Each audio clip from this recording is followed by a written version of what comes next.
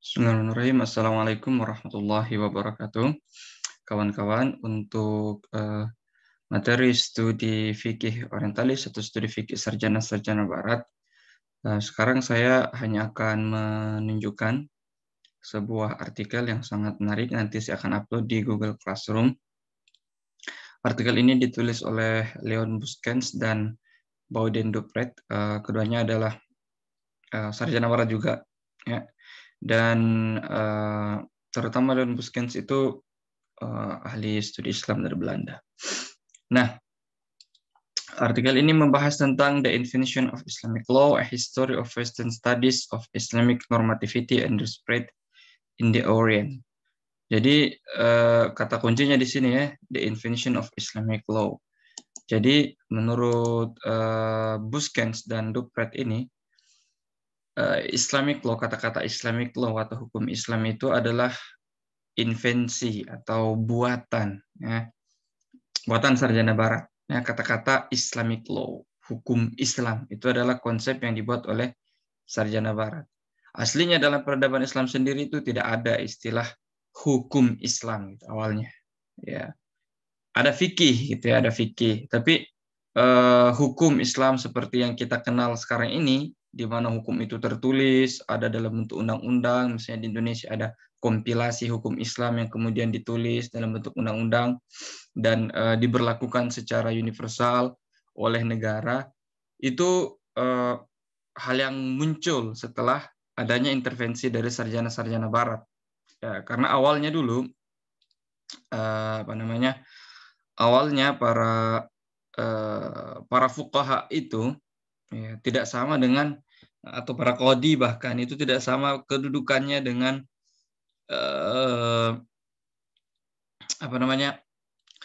hakim dalam sistem peradilan barat yang kemudian diadopsi oleh banyak negara modern, ya. Jadi tidak ada sebuah kodifikasi hukum dalam tradisi Islam. Kodifikasi itu sebuah hukum dibentuk menjadi satu undang-undang tertulis yang tetap, gitu ya. Nah, dalam Islam itu ada banyak sekali kitab-kitab fikih, dan nanti ketika misalnya kita ada masalah, kita pergi ke para qadi, lalu para qadi itu akan berijtihad, ya, mengambil ibarat-ibarat ya, atau kalimat-kalimat atau putusan-putusan dalam kitab fikih yang menjadi pegangannya, lalu kemudian diputuskan, gitu ya. Jadi nanti menjadi tergantung dari si qadinya itu. Nah, langsung saja kita lihat di sini. Nah, ini dulu poin pertamanya dari aspek sejarah. In the West, scholars only start to study Islamic law seriously from the end of 18th century onwards. Ya, jadi hukum Islam, ya, mulai secara serius dipelajari itu baru pada abad ke-18 seterusnya. Padahal Belanda misalnya di Indonesia itu sudah datang di Indonesia sejak jauh sebelum abad 18 ya, sejak abad 17 gitu, 1600-an itu sudah ada gitu ya orang Belanda di Indonesia, menguasai beberapa daerah di Nusantara. Tapi orang-orang Belanda atau orang Barat secara umum baru secara serius mengkaji hukum Islam itu, atau mengkaji fikih gitu ya, itu dari abad ke-18. Kemudian European colonialism stimulate a quest for knowledge of local law overseas. The European government need to become better informed about the rules and norms of the societies which they colonized in order to impose the rule and maintain order. This process of knowledge formation mean imposing Western concept such as law on alternative understanding of normativity and social order.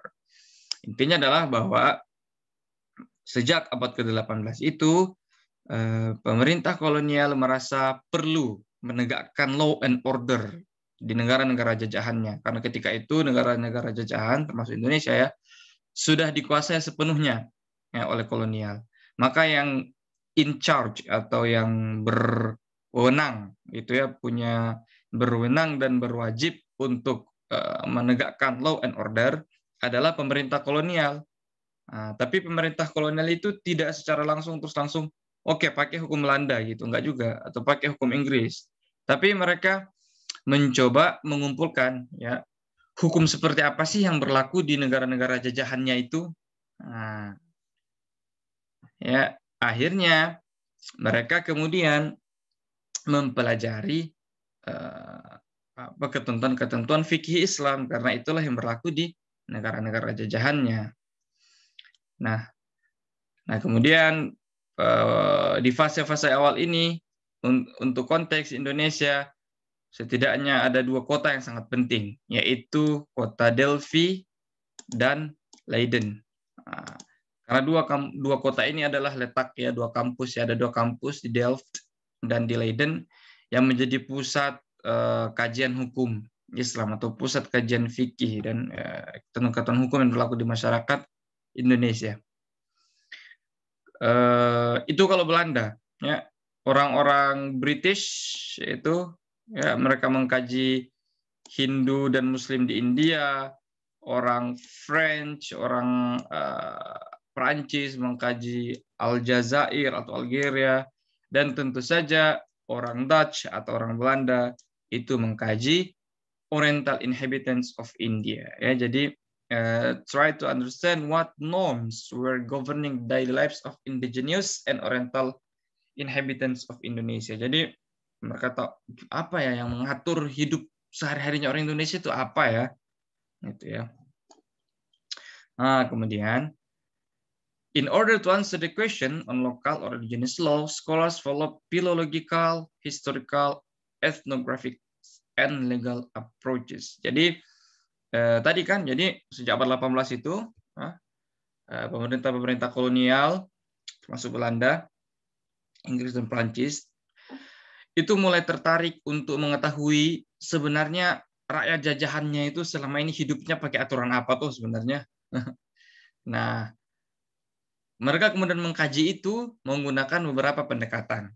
Ada yang pendekatan filologis. Pendekatan filologis artinya itu lebih ke pengumpulan artefak-artefak tertulis. Ya, jadi mereka kumpullah semua itu kitab-kitab fikih yang beredar di masyarakat dan seterusnya ya.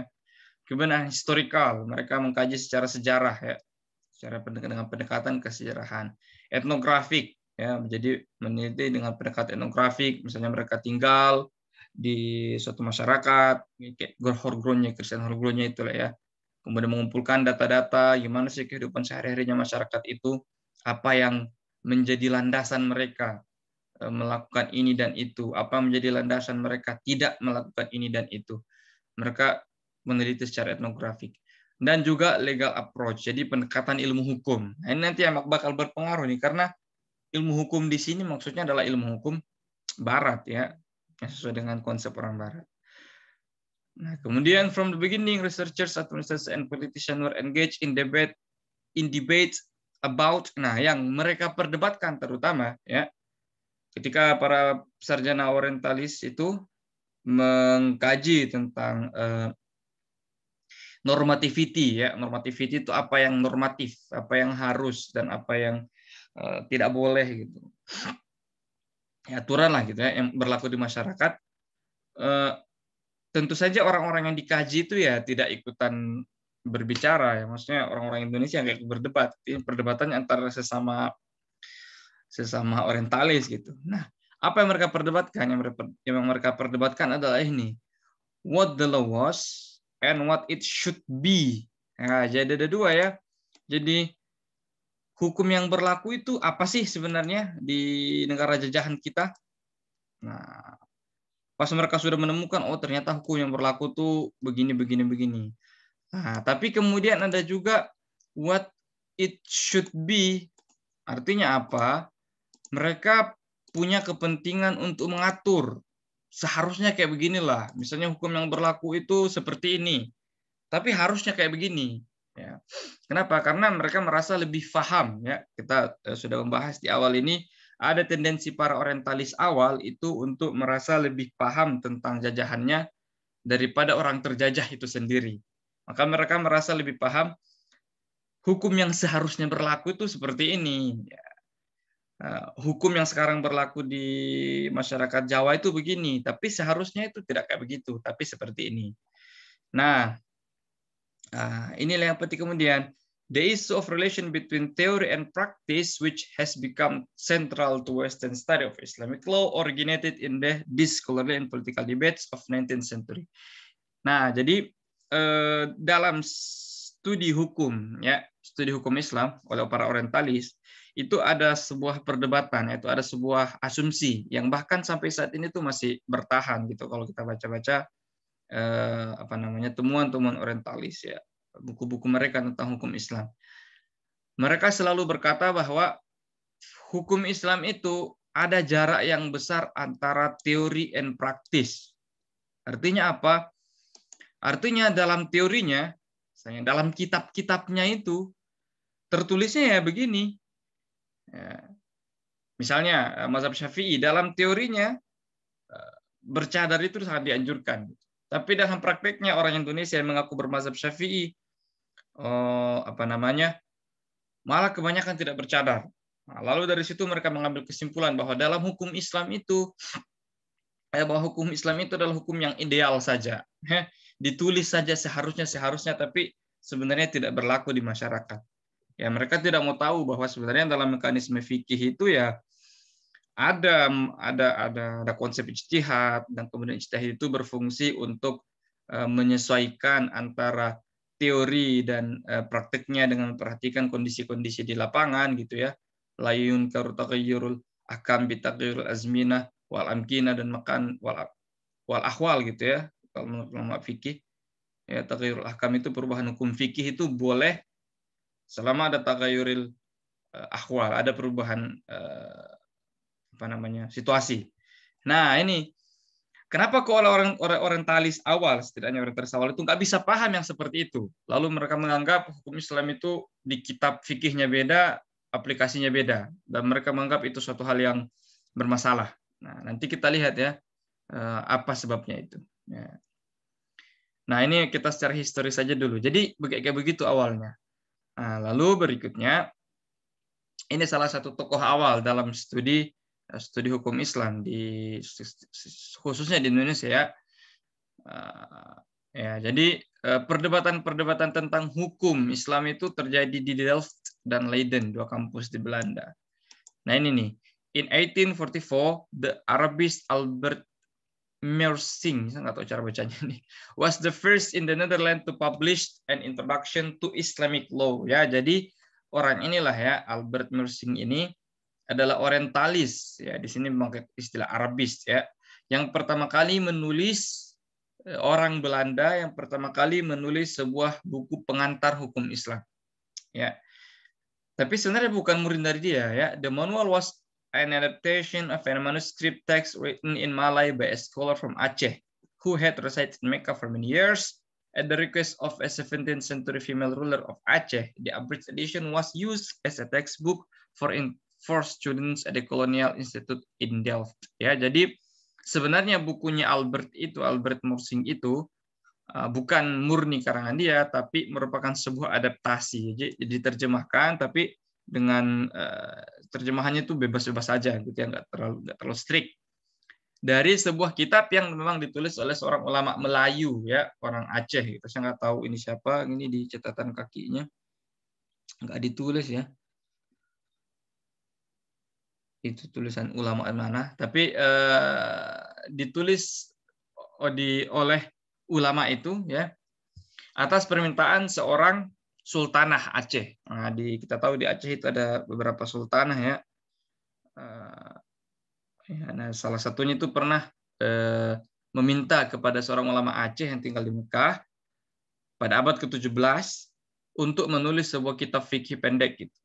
Nah, sama Albert Meersing ini, kitab itulah yang kemudian diterjemahkan ke dalam bahasa Belanda dan diterbitkan pada tahun 1844 atau abad ke-19. Jadi 200 tahun kemudian gitu ya.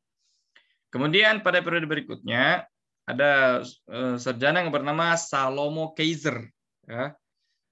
Adalah penerusnya Meersing. Apa kontribusinya Keizer?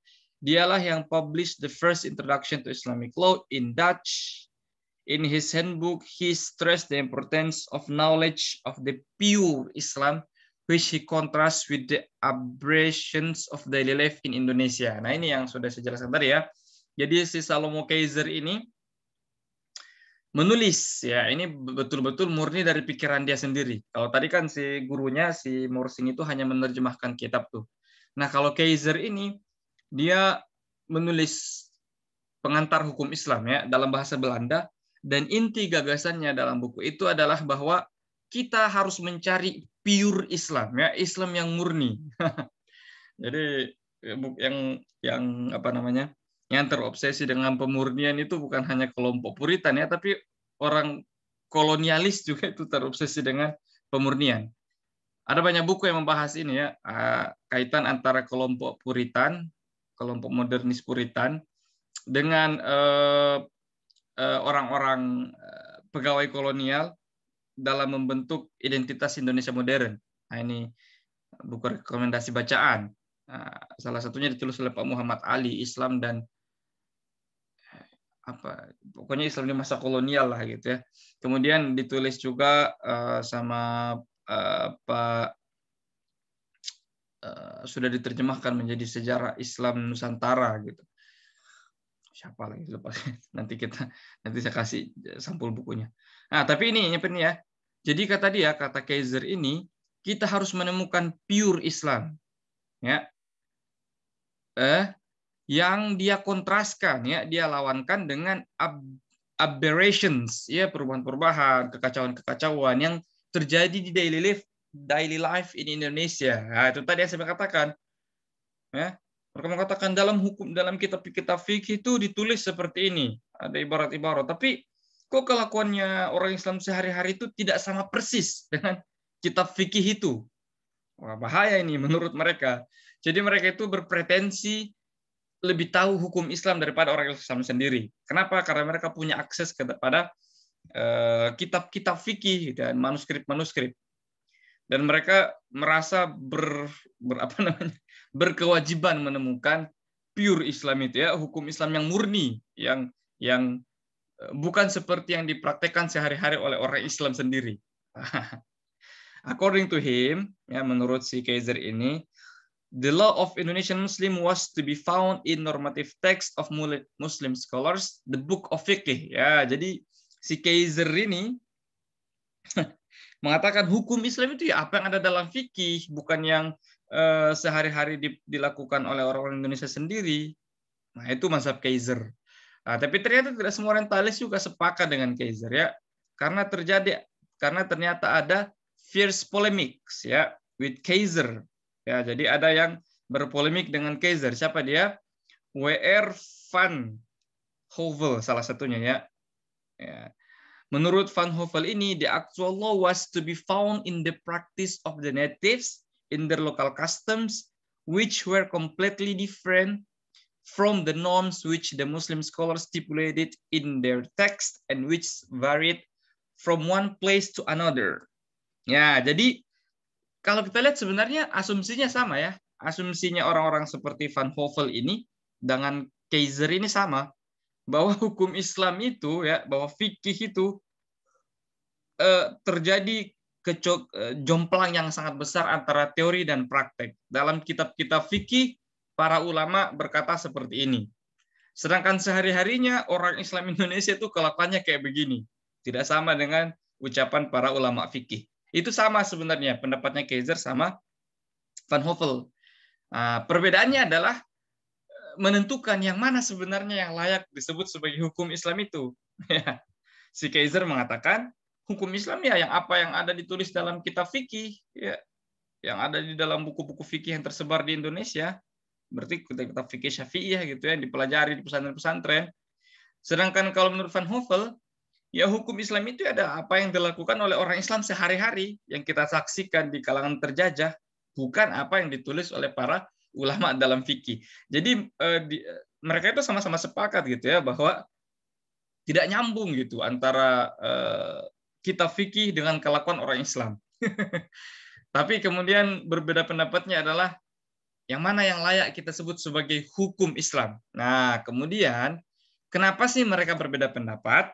Kenapa mereka sangat ambisius gitu untuk menentukan yang mana yang layak disebut hukum Islam? Apakah yang sehari-hari diamalkan oleh orang Islam ataukah yang ada di kitab fikih? Nah, kenapa? Karena mereka ingin ini ya, karena ini positivism. Nah, jadi legal positivism. Nah, yang sudah saya katakan tadi ya, jadi para orientalis ini ya mengkaji normativity itu adalah apa yang berlaku gitu ya, norma-norma yang berlaku di kalangan orang Islam beserta dengan kitab-kitab fikih gitu dengan perspektif legal positivism. Ya, legal positivism itu adalah pandangan hukum yang mengatakan bahwa sebuah hukum itu ya hanya disebut hukum apabila dia tertulis gitu ya. Hukum yang benar adalah hukum yang tertulis, yang tercodified. Kenapa? Karena hukum tertulis itu memberikan kepastian hukum. Nah, jadi nggak bisa itu hukum kok kayak semacam kayak kesepakatan yang apa namanya sifatnya kultural saja gitu ya. Atau seperti fikih klasik di mana kalau misalnya kita ada masalah kan fikih klasik kayak begitu ya, ada masalah kita ya, misalnya saya sama istri ada masalah, kemudian misalnya nauzubillah ya, saya sama istri misalnya meli'an istri, saya kemudian pergi ke ulama meminta fatwa, lalu si mufti itu dia ngasih fatwanya bukan berdasarkan sebuah kitab hukum yang sudah terkodifikasi, tertulis, ada pasal-pasalnya, tapi dari lautan pendapat-pendapat ulama yang banyak sekali ya, qala Syafi'i, qala Al-Muzanni, terus habis itu di bawah-bawahnya qala An-Nawawi dan seterusnya. Lalu kemudian si mufti atau qadi ini memilih di antara kaul-kaul ulama itu yang paling pas ya, berijtihad dia meskipun cuma ijtihad dalam konteks fatwa gitu ya. Yang paling pas dengan keadaan saya. Lalu dia mengatakan, "Oh, kamu itu mesti kayak begini." Itu tuh sangat bertentangan dengan prinsip legal positivism yang dibawa oleh para penjajah ketika itu, yang mengatakan bahwa hukum itu harus ada kepastiannya dan hukum itu harus tertulis. Nah, makanya karena hukum itu harus tertulis, maka mereka punya misi untuk menuliskan hukum untuk orang-orang pribumi. Nah, lalu pas mau nulis hukum, yang mana yang mau ditulis itu? Disitulah muncul perdebatan itu. Menurut orang-orang seperti Kaiser, ya sudah ambil aja dari buku-buku fikih. Nah, nanti buku-buku fikih itu yang ditulis itulah menjadi hukumnya orang Indonesia. Ya, jadi buku fikih yang tadinya dalam bentuk kitab-kitab fikih gitu, bab-babnya masih sangat tercampur antara wudhu sampai bab jihad dan seterusnya. Dibikin hukum yang benar-benar mirip struktur hukum modern. Itu menurut Kaiser ya, Kaiser DKK. Lalu kemudian menurut Van Hovel dan kawan-kawan, bukan dari kitab fikih mestinya, tapi dari praktek sehari-hari orang-orang Islam itu yang kemudian dituliskan. Lalu mana di antara dua mazhab ini yang kemudian menang? Akhirnya yang menang adalah ini ya. Ketika in cooperation with jurist Cornelis van Volhoven, ini nih tokoh yang kemudian menggariskan yang mana yang harus dilakukan. Ya. The polemics on the relative weight of classical Islamic norms as laid down in fiqh text and the relation to local practice lasted for several decades. Ya, jadi polemik tadi itu berdekade-dekade, puluhan tahun itu baru. Nah, baru berakhir polemik itu ketika finally brought to an end by the Arabists and Islamicists, ya, ahli Arab dan ahli Islam, Christian Snow Horgronje, ya, tokoh yang sangat familiar bagi kita di Indonesia. Apa yang dilakukan oleh Christian Horgronje? He managed to impose the doctrine of adat recht, Indonesian customary law, as the authoritative view both in academia and in the colonial administration.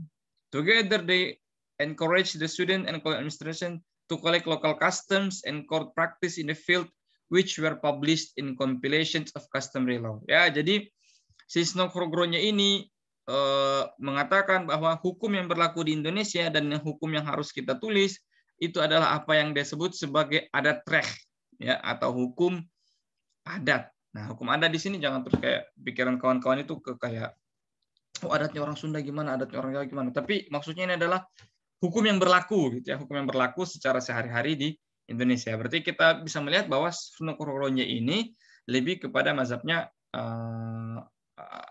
siapa tadi namanya itu Van Hovel ya, dia tidak ke Kaiser. Maka mulai dari Stohorgronje inilah kemudian dia menyuruh siswa-siswanya ya, siswa-siswanya, maksudnya mahasiswanya di Leiden atau dimanapun, dan colonial administrators ya, dan pegawai-pegawai kolonial untuk apa? Untuk collect local customs and court practice in the field ya. Jadi mereka kemudian melakukan studi etnografi yang tadi saya bilang itu, yang melakukan studi etnografi dan historis, pergi ke daerah-daerah, menemui para menemui tetua-tetua, menemui pak kaum gitu, dan menemui para kadi-kadi di kesultanan-kesultanan yang ketika itu masih ada, untuk mengumpulkan apa sebenarnya ya, bagaimana sebenarnya orang Indonesia itu memutuskan hukum ya. Jadi mereka lebih ke apa yang dilakukan oleh orang Indonesia sendiri, bukan apa yang tertulis dalam kitab-kitab fikih ya. Lalu kemudian the Arabist and jurist Theodore William Joinbolt canonized the teaching of the two masters on the relation between Islamic law and local customs in his Manual on Islamic Law, first published in 1903. Nah, jadi Theodore William Joinbolt ini kemudian mengkanonisasi ya, menjadikan pendapat dua gurunya. Siapa dua gurunya Joinbolt itu? Cornelis van Vollenhoven sama Christian Stohorgronje. Ya, punya murid namanya Theodore William Joinbolt. William Joinbolt inilah yang kemudian mensintesis ajaran gurunya itu dalam sebuah buku yang dia tulis pada tahun 1903. Jadi sudah ada tadi ada 3 buku yang kita sebut ya. Pertama terbit tahun 1844 oleh siapa tadi itu saya lupa namanya. Lalu kemudian bukunya Salomo Kaiser ya. Pertama itu sama Albert Moursinge, habis itu Salomo Kaiser. Nah, habis itu jadi Albert Moursinge itu dia baru tahap menerjemahkan kitab ulama Aceh gitu ya. Lalu dia kasih judul Pengantar Hukum Islam. Lalu kemudian Salomo Kaiser dia sudah pakai pikiran dia sendiri, dan kemudian dia menghasilkan pendapat bahwa antara praktek dan teori hukum Islam itu jomplang gitu ya, nggak nyambung. Habis itu muncul Joinbolt ya, William Joinbolt yang mengatakan bahwa hukum Islam yang sebenarnya ya berdasarkan ajaran gurunya itu Stohorgronje dan Cornelis van Vollenhoven, hukum Islam yang sebenarnya dan hukum yang harus kita tulis adalah yang sudah mereka kumpulkan dalam bentuk adat reh atau hukum-hukum customary law, hukum yang berlaku di masyarakat di Indonesia. Nah, ini inti argumennya Joinbolt ini. In this book, he systematically juxtaposed the classical norms of the Shafi'i school, one of the four surviving schools of law, with local customs of the various Muslim regions of the Indonesian archipelago. Yeah. During half a century, all colonial civilization. Nah, ini ya. Jadi di buku ini dia menjuxtapose gitu ya, menghadap-hadapkan ya, antara classical norms of the Shafi'i school ya, antara pendapat-pendapat fikih dalam mazhab Syafi'iyah gitu ya, yang banyak di Indonesia, dengan local customs, apa yang betulan terjadi ya, adat-adat lokal orang-orang Muslim di Indonesian Archipelago, di Kepulauan Indonesia itu. Ya, jadi tadi sudah saya tunjukkan kepada kawan-kawan ada 3 buku tuh dengan pendapat yang berbeda-beda, tapi mereka punya satu asumsi yang sama terus ya, bahwa antara teori dan praktek, antara classical norms dalam kitab-kitab Syafi'iyah dengan apa yang betul-betul berlaku di masyarakat itu ada gap. Artinya apa? Artinya kalau mau membuat hukum ya, buku hukum, ya, jangan berdasarkan buku-buku fikih Syafi'i, tapi berdasarkan apa yang betulan berlaku di masyarakat. Nah, itu ya, jadi itu tadi kayak semacam pengantar sejarahnya. Nah, kemudian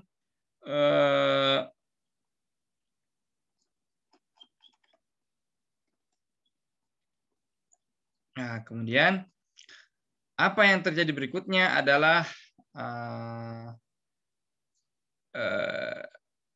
dalam tanda kutip ya, pemaksaan legal positivism ya. Jadi begitu para sarjana kolonial dan kemudian para pegawai kolonial, penguasa kolonial sudah memastikan bahwa hukum ya yang berlaku bagi orang Islam adalah apa yang benar-benar mereka lakukan sehari-hari, bukan apa yang kemudian tertulis dalam kitab fikih. Kemudian mulailah dilakukan kodifikasi, yaitu menuliskan hukum-hukum itu. Ya. Legal positivism was used to understood normativity of society, which led to obfuscating the difference between the European and Muslim system and benefit the imposition of the European conception of norms as law. Ya, jadi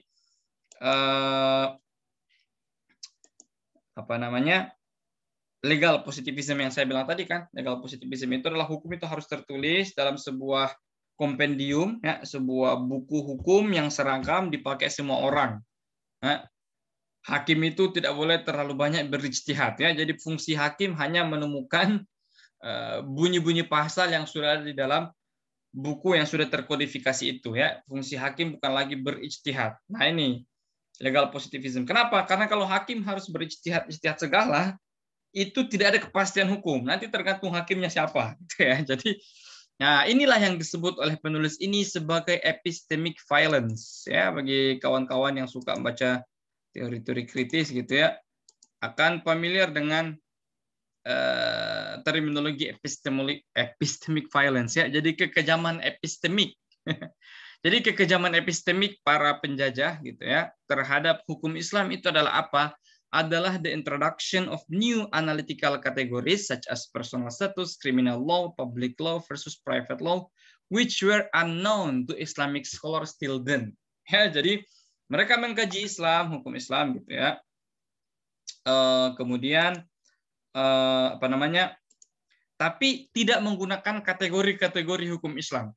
Kategori-kategori dalam hukum Islam itu kan misalnya fikih, usul fikih, ijtihad, ya, terus kemudian ada kaul, ada kemudian kaul yang mu'tamad dan seterusnya, gitu ya.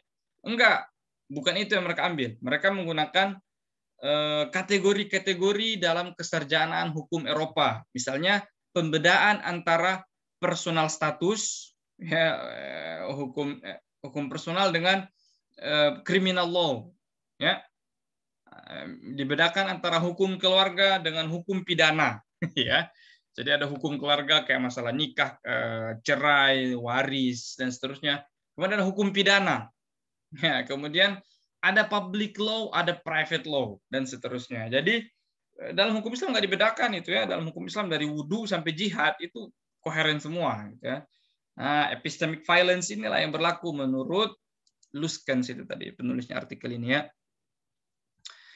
The European researcher tried to determine as soon as possible the most authoritative summary of each law school and to publish editions and translations of these. The Dutch concentrated on the classical Shafi'i text. Nah, ini ya, kemudian ya. Jadi seperti itu, ya. Sampai di sini dulu, ya. Itulah yang berlaku dalam studi hukum Islam yang dilakukan oleh para penjajah, setidaknya sampai itu tadi ya, masa tahun 1900-an, ya. Ya, jadi demikian. Nah, silakan teman-teman simak ulang kalau misalnya dari tadi saya yang bulat ini, ya. Terima kasih. Assalamualaikum warahmatullahi wabarakatuh.